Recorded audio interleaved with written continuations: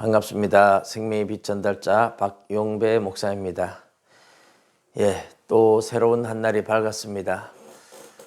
오늘 새벽 예배 마치고 두리산 쪽으로 둘러보니까 벚꽃이 아주 활짝 펴서 너무너무 아름다웠습니다. 3월 마지막이 다 되어가고 있습니다. 아름다운 봄날, 여러분의 마음에도 하나님의 말씀으로 인해서 생명의 힘이 솟아나기를 바랍니다. 오늘은 민수기 5장, 6장, 7장 말씀을 잠시 함께 나누겠습니다. 민수기 5장은 부정한 사람에 대한 처리법이 나오고, 그리고 죄를 지은 사람이 죄의 값을 갚는 것에 대한 이야기와 부정한 여인, 간음한 여인의 이제 사실 여부를 확인하는 사건, 그리고 이제 6장은 나실인의 법에 대해서 나오고 7장은 족장들이 드린 헌물에 대한 이야기가 나오고 있습니다. 5장에 나오는 이 세 가지 이야기들은요, 하나님의 자녀로서 거룩해져야 된다, 거룩하게 살아야 된다 하는 것을 이야기하기 위한 겁니다. 거룩하게 사는 법에 대해서는 사실 레위기서에 다 이야기를 하고 있습니다. 민수기는 광야 생활에 대한 기록인데, 광야는 하나님의 훈련 학교다, 하나님의 훈련소다, 신병 훈련소와 같다. 그래서 입소할 때 그 인구 수를 헤아렸고, 그리고 이제 족장들을 정해 주었고, 진 편성을 어떻게 할 건지, 어떻게 행진할 건지, 그리고 레위인의 수를 헤아리기도 하고, 그렇게 광야에서 어떻게 진을 치고 어떻게 행진하고 그런 이야기들을 다 하고 나서 이제부터 본격적으로 광야 생활을 이제 시작해야 되는데, 광야 생활 시작하기 전에 이렇게 진영을 다 갖춘 하나님의 백성들이 이제 광야를 본격적으로 행진하기 전에 거룩한 삶을 살아야 된다. 광야 생활 내내 너희들이 훈련받아야 되는 것은 거룩하게 되는 법이다 하는 그런 차원에서 거룩하게 사는 법을 간단하게 레위기서처럼 전체적으로 이야기하는 게 아니고 몇 가지 샘플을 보여주고 있는 셈이죠.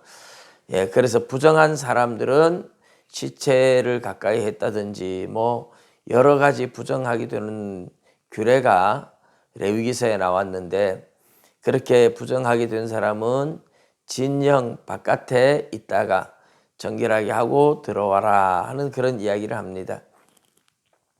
진영 바깥에 이스라엘이 진을 쳤잖아요. 동쪽에는 유다, 지파, 스불론, 이사갈, 남쪽에는 루벤, 시몬, 갓, 서쪽에는 에브라임, 므낫세, 베냐민, 북쪽에는 단과 납달리, 아셀 지파가 진을 치고, 그 안쪽으로는 레위인들이 진을 치고, 그렇게 진을 쳤는데 이 진영 바깥으로 나가라는 거죠.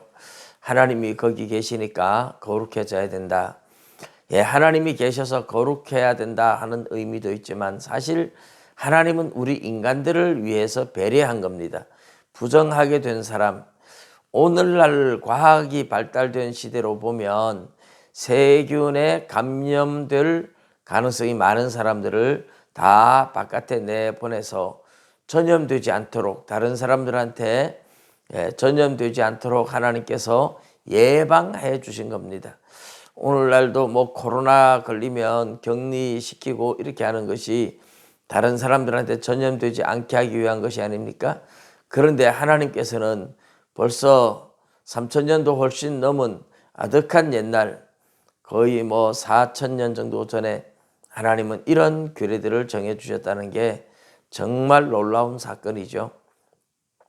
그래서 정결하게 되어야만 공동체에 들어올 수 있고, 부정한 사람들을 바깥에 있어라 그렇게 정해 주었습니다. 그리고 죄를 지은 사람들에 대한 처리를 하는데, 이 부정한 것은 어떤 남들과의 관계가 아니라 내 자신이 세균에 감염되었다든지 부정하게 된 것을 내 자신의 잘못이 남들한테 전염되지 않게 하기 위한 것이라면 이제 이 죄를 지은 사람, 다른 사람들의 것을 도둑질을 했다든지 하는 이런 것에 대해서 어떻게 배상하고 어떻게 처리하느냐 하는 겁니다. 5분의 1을 더해가지고 10개를 만일에 뭐 훔쳤다 그러면 12개를 갚아야 된다. 자세한 규례는 출애굽기에 다 나와 있습니다만은 그러나 샘플로 보여주는 것이라 그랬죠. 그래서 몇 가지만 예를 들어서 하는데 그렇게 해서 갚아주고 손해를 입힌 사람한테 배상을 해주되 10개 훔쳐왔는데 10개만 주면 마음으로 정신적 피해까지 사실 보상을 하라는 거죠. 그래서 잃어버렸다 찾은 사람이 마음이 상해 있을 거니까 10개를 훔쳤다면 12개를 갚아라. 5분의 1을 더해서 갚아라. 하나님은 사람의 심리까지 헤아려 주시는 거죠. 그리고 하나님 앞에 또 제사를 드리도록 그렇게 죄에 대한 처리법을 이야기해 주시고 그 다음에 이제 간음하다가 행음하다가 잡힌 사람이 아니라 이제 뭐 잡히지는 않았지만 의심이 가는 그런 여인에 대해서 처리하는 법을 이제 설명하고 있습니다.